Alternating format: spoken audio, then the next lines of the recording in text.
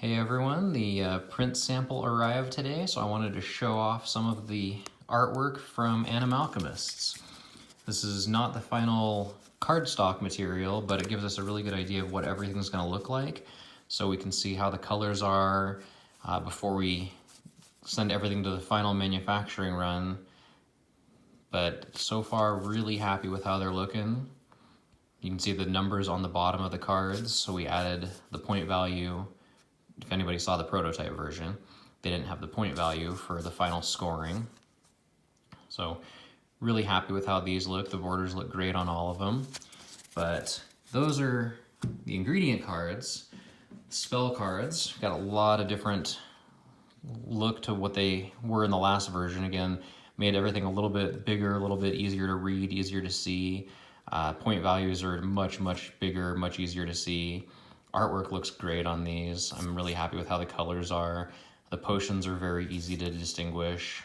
There was a couple comments in the earlier versions how one of the potions, the extract, this one specifically, was kind of hard to see, and we just totally nailed that. It looks amazing now, very easy to tell which potions are which.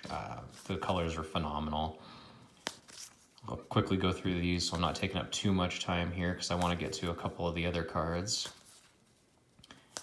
But overall, really happy with how these turned out. And then time stop, we did adjust the point value and gave it its own back. So depending on how you play, time stop's always the last card drawn. You know it's always going to be that last one coming up. And then let's move over to the potion cards. So the potions were one of the ones that we were able to do the UV spot on. So I'm going to try and show that with the light here. It's kind of tricky on camera, but you can see how the potion itself is raised from the background. It's a really cool effect when you actually see it in person, but it gives you that highlight to it. You can kind of see how it goes across the whole card itself, raises up the potions themselves.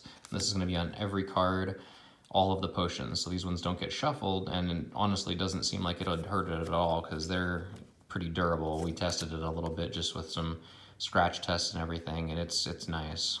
They're just like the captain cards from the Pirates flag, if you saw those ones. And then we decided to do the backs in just a flat mat, so there's no highlights on the back of the cards, because that's when they're depleted. The potion has lost its essence, it's been used.